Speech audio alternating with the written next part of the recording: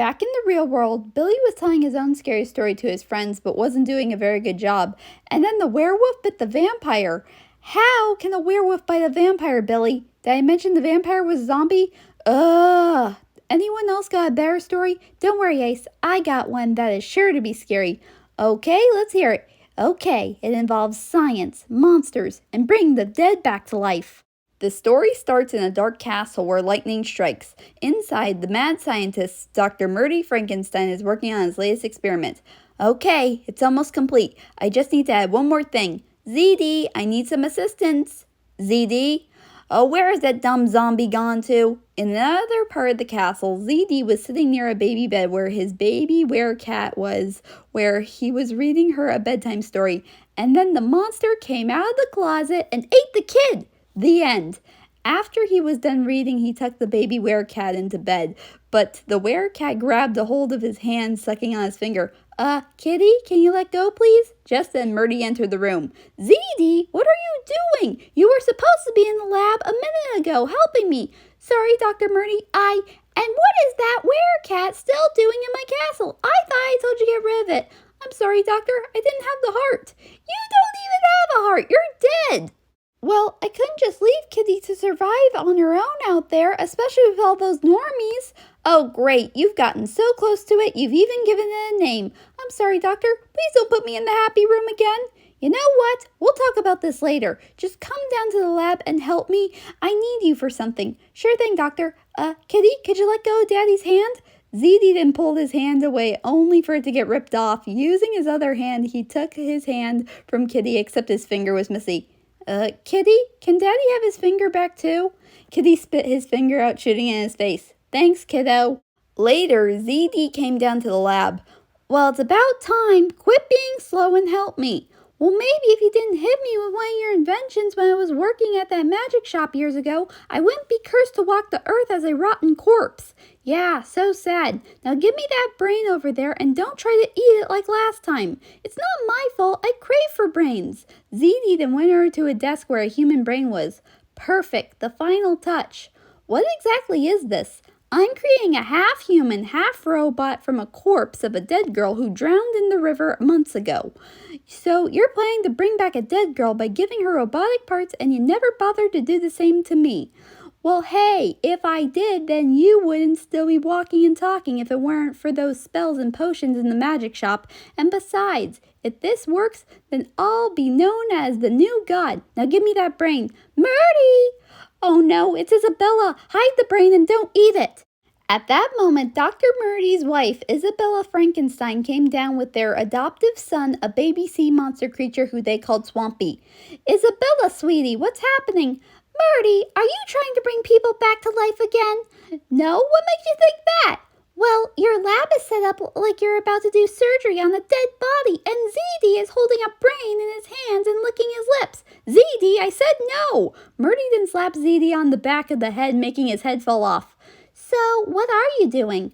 Well, honey, remember how we've been wanting to get a nanny for Swampy? Well, since no normies would want to watch him, I figured I'd make one that's half human, half robot, which I call a cyborg. Oh, really? So, what do you say, honey? Well, I don't know, but hey, show me what you got. Okay, I just need the brain. Ah, thank you, ZD. Where's your head? You knocked it over. Oh, sorry. Can you help me get it back on? Do it yourself, dead brain. Okay, body, over here. No, not that way. Murdy then put the brain in the cyborg's body. And now lightning. Lightning? What's lightning going to do? Just wait, here goes nothing. Murdy then pulled the leather on the machine where the opening in the ceiling was. Then some lightning struck at the body. Then it started to move. It's alive! It's alive! The sheet on the body then removed to show a young cyborg girl. Whoa, it doesn't look like a corpse. Swampy, come here, your new nanny. Swampy then went over to Cyborg. He tried to get close, but she kicked him out of the way. Swampy! The Cyborg then got up, but not before kicking ZD out of the way as well, making his head fall again. Not again! Cyborg's arms then turned into a gun, shooting at the wall and making a hole where she made her way out of the castle. Oh no, she's going into town. Yeah, is it supposed to go on a killing rampage? No, come on, let's go into town. ZD, stay here and watch Swampy and clean up this mess. I'm on it. In the town, Cyborg went on a murderous rampage, shooting at everyone in the town. In his office, Mayor Humble was doing some work when one of his men, Axel, came in. Mayor Humble, a robotic monster is attacking the town and killing everybody. A robotic monster, you say? Yes, and it looks like that dead girl who drowned in the river. I think I know who's behind this. Dr. Murdy Frankenstein. How can you be so sure it's him? Oh, I know it is. Get your men ready, Axel. You're going on a monster hunt. Later, in the foggy night, Axel and his 4 hunters were in the town looking for the monster. Stay together, men. We don't know what that thing wants. Suddenly, a gunshot was heard in the distance. Shh, I'm going in. Axel then went into the fog. He was gone for about a minute when suddenly the men heard him scream. He came out of the fog with a stab wound in his chest. Axel then got on the ground dead. Cyborg then came into the fog with a bloody dagger in her hand. The men all screamed and ran away. Meanwhile, Murdy and Isabella were looking for Cyborg. I can't believe you created a cyborg that murders normies. I didn't intend for her to. It just happened. I don't know what went wrong. Oh my God. What's wrong, honey? That man on the ground. Cyborg must be around here somewhere. Well, let's find her before she kills any more people. Back at the castle, ZD was watching Swampy and Kitty. It's okay, Kitty. I'm sure everything's fine. Suddenly, another gunshot was heard along with more screaming. You know, kids, I wish the normies didn't treat us differently. If only they can see me as the human I was before I died. If only. Suddenly, an angry mob was formed right outside the castle. Uh-oh. No more hiding. Come on, kids. Back in the town, Cyborg came to the river, the same river where the original her had drowned. Cyborg, what are you doing? I think she's going to drown herself, babe. Cyborg, no, I created you. You deserve to live. Please, come home. You don't have to do this. Murdy tried to get close to Cyborg, but then she took out her gun. Murdy! Isabella pushed her husband out of the way where she got shot. Isabella! Murdy went over to his wife's lifeless body and cried. Why, Cyborg?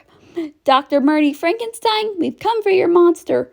No, take me instead. I'm sure my other monsters will help. No need, we took care of them. Inside 2 cages were Swampy and Kitty, while one of Axel's men had ZD's head. ZD! Hi, Doctor. I tried to get the normies to see that I'm not so bad. Didn't go over well. How could you? Listen, you normies. They are not the monsters. You are. Sure, they may be ugly, gross, and repulsive, but they are just like us. So I say you are the monsters. We must bring our differences together and show what we are as a colony. So stop hating and treat everyone as so. Well, Dr. Murdy, I believe you have a point. But Mayor Humble, that monster killed Axel. Well, in memory of Axel and others, we should have a celebration to celebrate both human and monster alike. And so monsters were accepted into human society for years and years to come.